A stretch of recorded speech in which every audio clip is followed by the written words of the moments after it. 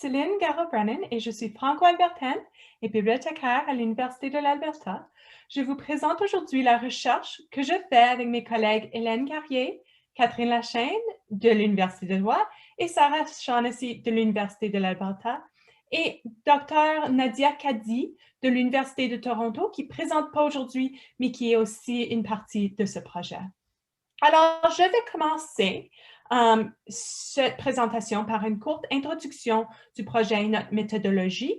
Sarah va parler ensuite du profil des répondants et enfin, Catherine et Hélène présenteront nos résultats préliminaires de recherche et discuteront du futur du projet. Alors, notre recherche cherche à répondre aux questions de recherche suivantes. 1. Quels sont les facteurs qui influencent le développement des collections en français dans les bibliothèques publiques canadiennes en situation linguistique minoritaire? Et 2, quels sont les critères utilisés pour mesurer le succès du développement des collections en français? Alors, afin de répondre à ces questions, nous avons établi notre méthodologie lors du développement de projets. Le projet a débuté en janvier 2020 quand j'ai rencontré Hélène à une réunion de Closum à OLA, super conférence. Et par la suite, avec l'aide de nos collègues Sarah et Catherine, nous avons développé nos questions de recherche et mené une revue de littérature où nous avons trouvé vraiment un manque de littérature et de données quant aux pratiques d'acquisition des bibliothèques en milieu francophone minoritaire. Ensuite, nous avons développé le questionnaire qui est passé par la revue de comité d'éthique de la recherche de l'Université de l'Ottawa et nous avons lancé le questionnaire. Nadia s'est aussi joint au projet pour travailler avec nous sur l'analyse et l'écriture. Alors, nous sommes maintenant en période d'analyse des données et du sondage et nous avons déjà des découvertes intéressantes à vous partager. Par contre, une petite note que nous travaillons encore sur notre analyse. Alors aujourd'hui, on vous présente vraiment juste les résultats préliminaires. Nous sommes certaines qu'il va y avoir d'autres vraiment belles choses qui ressortent de ce projet.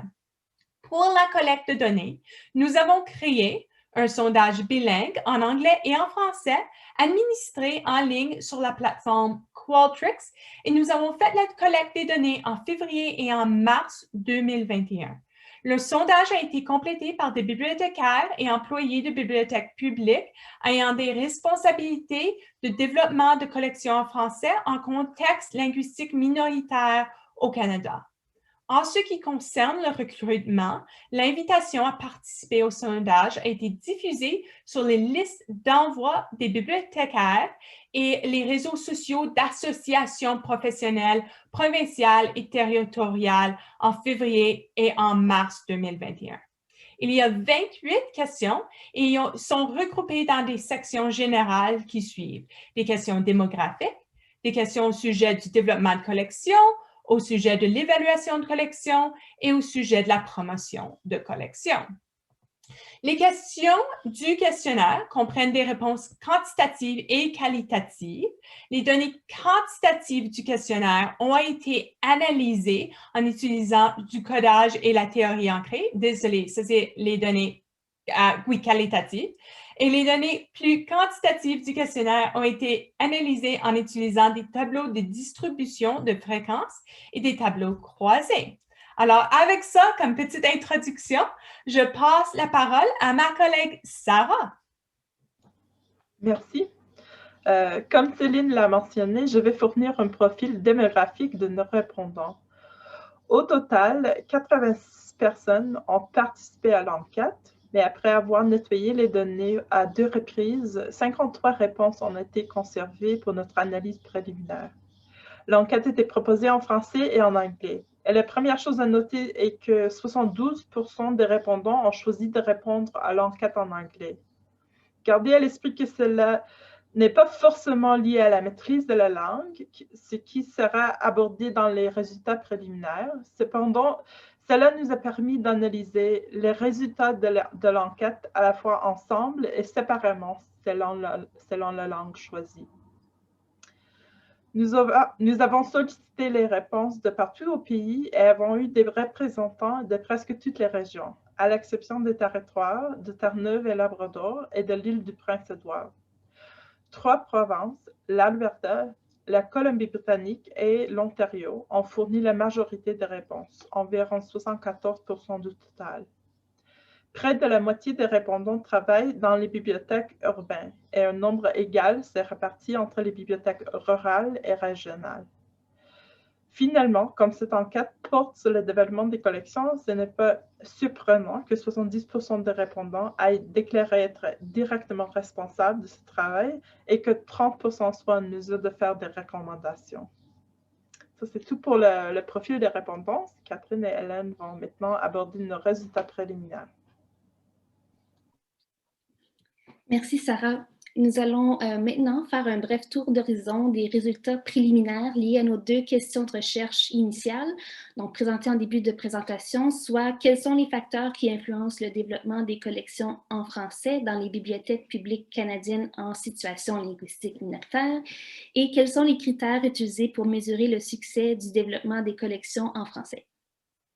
Sans surprise, le premier facteur qui influence le développement des collections est le niveau de connaissance du français des employés ou du personnel responsable des collections.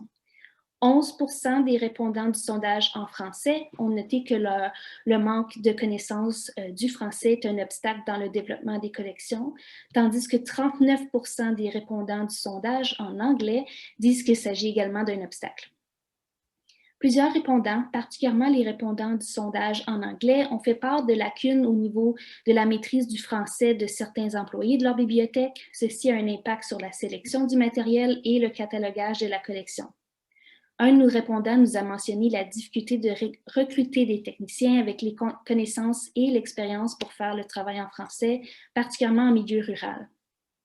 Certaines bibliothèques doivent déléguer certaines tâches de catalogage et de sélection par au système de bibliothèques régionales car ils n'ont pas d'employés qui parlent français pour faire la tâche.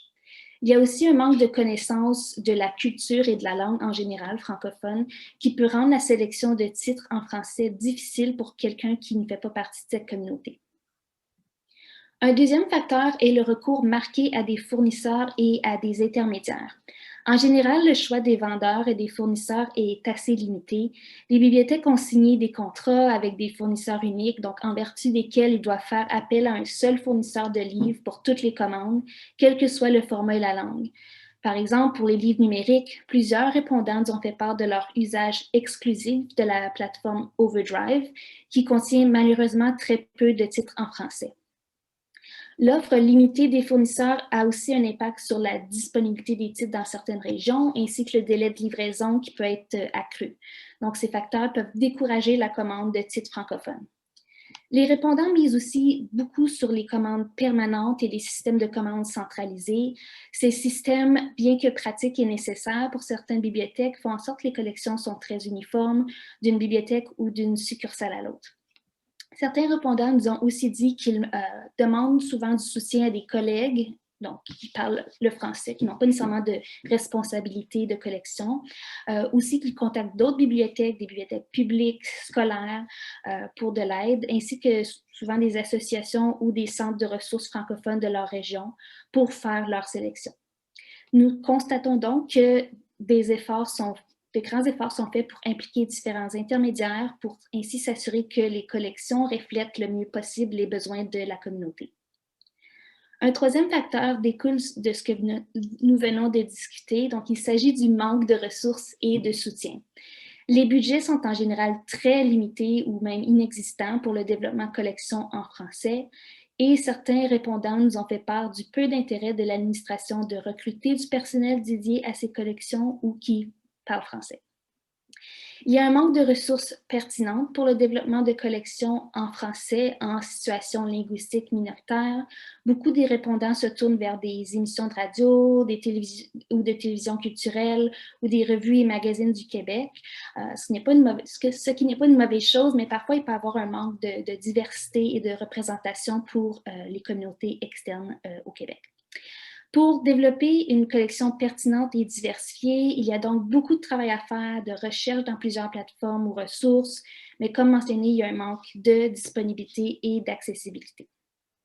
Finalement, la plupart de nos répondants nous ont dit qu'ils ont très souvent recours aux recommandations des usagers pour développer leur collection. Il s'agit probablement de la source la plus pertinente pour eux, surtout s'ils ne parlent pas la langue. Et le quatrième facteur que nous observons est la forte concentration du développement des collections pour des publics et des contenus ciblés. Beaucoup de répondants ont mentionné qu'ils concentrent leur collection uniquement sur le livre jeunesse ou sur des ouvrages pour l'immersion en français pour les lecteurs ayant le français comme langue seconde. Il faut donc s'assurer que les livres conviennent au niveau de lecture et aussi aux intérêts des différents groupes d'âge. Il y a très peu de développement de collection fait pour les adultes, mais il y aura des achats ponctuels pour des titres populaires ou les meilleurs vendeurs en librairie. Finalement, le contenu canadien et local est priorisé car il est nécessaire pour la vitalité des communautés. Et il y a également une certaine demande par les usagers, donc il y aura des achats faits de ce côté-là. Cette approche fait donc en sorte que le contenu en français ne se retrouve pas dans toutes les sections ou les collections des différentes bibliothèques sondées. Ce bref compte-rendu nous montre qu'il y a plusieurs facteurs et obstacles dans le développement de collections en français en milieu linguistique minoritaire. Et comme Céline a mentionné, notre analyse est encore préliminaire, mais nous voyons déjà des éléments intéressants ressortir. Je vais maintenant passer la parole à ma collègue Hélène. Merci Catherine. Alors, comment les bibliothèques savent-elles si leurs collections en français répondent aux besoins, aux attentes, aux demandes de leur public cible? Notre deuxième question de recherche portait sur les critères utilisés pour mesurer le succès du développement des collections en français. Les statistiques de prêt et la rétroaction des usagers sont les critères d'évaluation les plus couramment utilisés. Les répondants ont toutefois exprimé de la difficulté à appliquer ces stratégies courantes d'évaluation car les collections en français sont de petite taille et moins empruntées. On note aussi une difficulté à obtenir des statistiques fiables des plateformes de prêt de livres numériques. Nous avons pu observer un écart entre les niveaux de satisfaction des répondants. 70% des répondants français sont très satisfaits des méthodes utilisées pour évaluer le succès du développement des collections, comparativement à seulement 47% des répondants anglais. Aucun répondant français n'est peu ou pas satisfait, alors que 20% des répondants anglais en sont peu ou pas satisfaits. Ces résultats ne sont pas tellement surprenants, sachant, comme l'a mentionné Catherine, que la sélection des collections en français est couramment effectuée par des intermédiaires et que 39% des répondants anglais considèrent le manque de maîtrise du français un obstacle au développement de ces collections.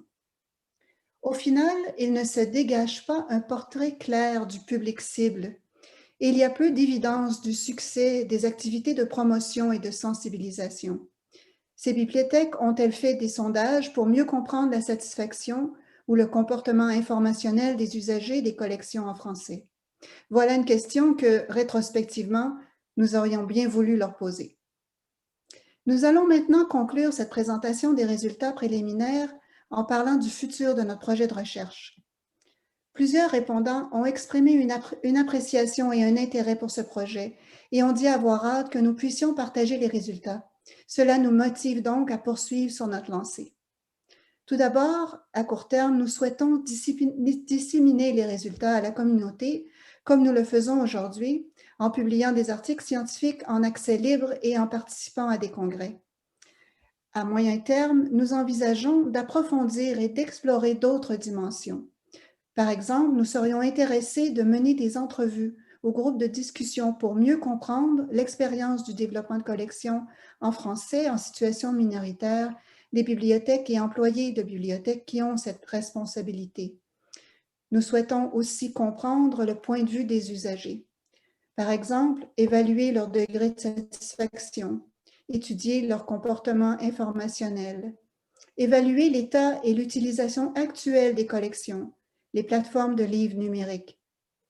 Enfin, nous souhaitons développer une trousse d'outils et de ressources et sonder l'intérêt de créer une communauté de pratique afin de répondre aux besoins de pages de connaissances et de soutien maintes fois exprimés par les répondants.